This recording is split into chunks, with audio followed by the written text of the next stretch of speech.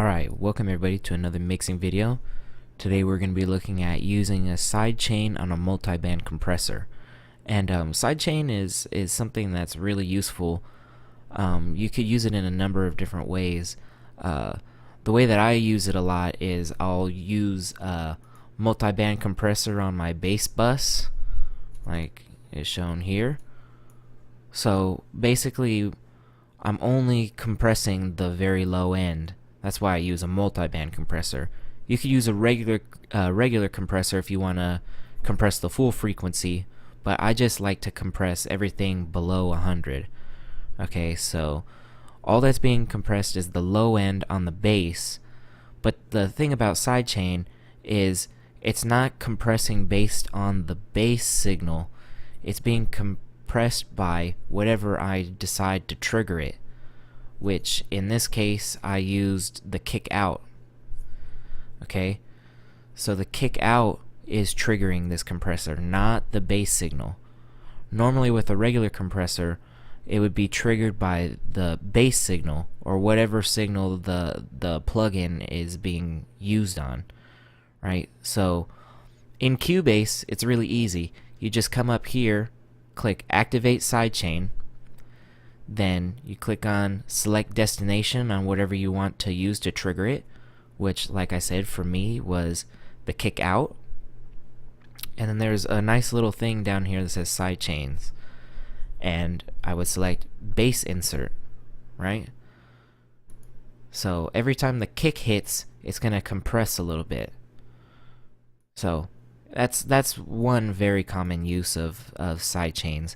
Another common one is like in the EDM world, they'll put like a gate on the vocal and they'll trigger that with like the hi-hats or like a keys part, so that way when the keys hit it opens up the gate and it makes the voice kind of get this stuttering effect. It's really cool.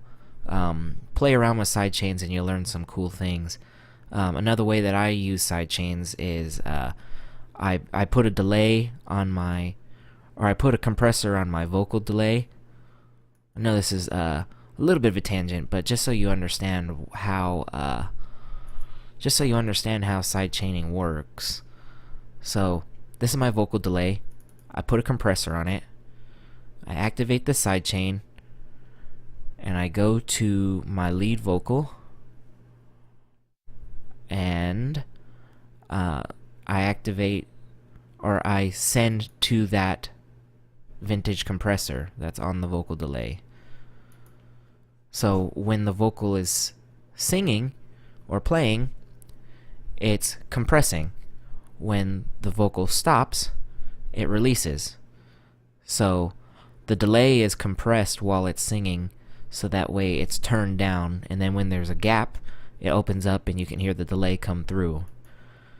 So yeah, sidechaining is just telling, it's compressing something with another signal's signal, if that makes sense.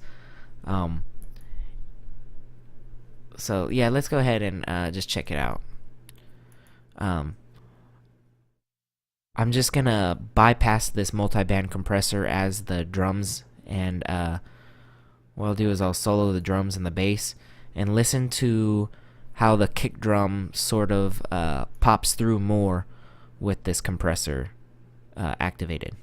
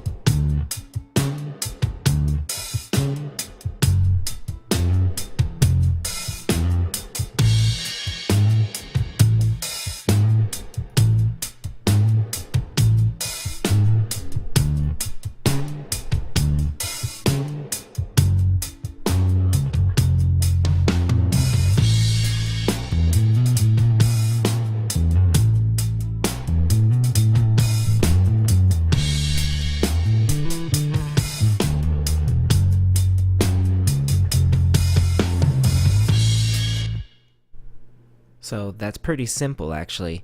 I know this is a really quick video, but somebody wanted me to just explain this more in depth.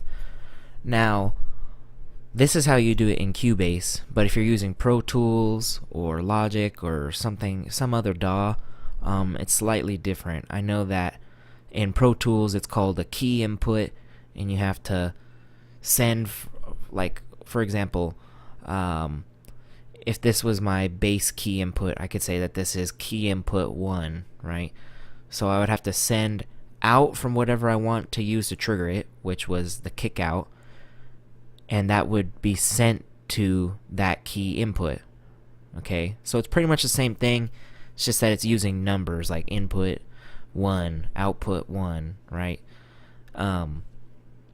Cubase makes it very simple to use sidechaining, and that's one of the things that I really love about it.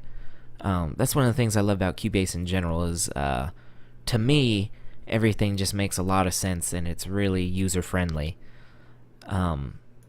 Pro Tools, I think I could figure it out if I had it, but I don't, and I use Cubase so I don't need to. So yeah, if you have a different DAW, you could check out other videos on how to do it. The main thing to take away from this video is understanding that you're using a compressor on one channel that's being triggered by another channel. So in this case, my bass has a compressor on it that is being compressed by the kick drum. Okay, so pretty simple. The compressor goes on whatever you want to compress, whatever you want to trigger that's what you send into the compressor. Okay, so pretty simple. I hope that made sense. If anybody has any questions on this subject, or you think that I made it more confusing, let me know and I'll try and clear things up. So I hope you enjoyed this video. If you did, please give it a like. If you didn't like it, go ahead and give it a thumbs down. That's fine. You're entitled to your opinion. And if you really liked it, please subscribe. I would really appreciate it. Thank you so much for watching, and I'll see you next time.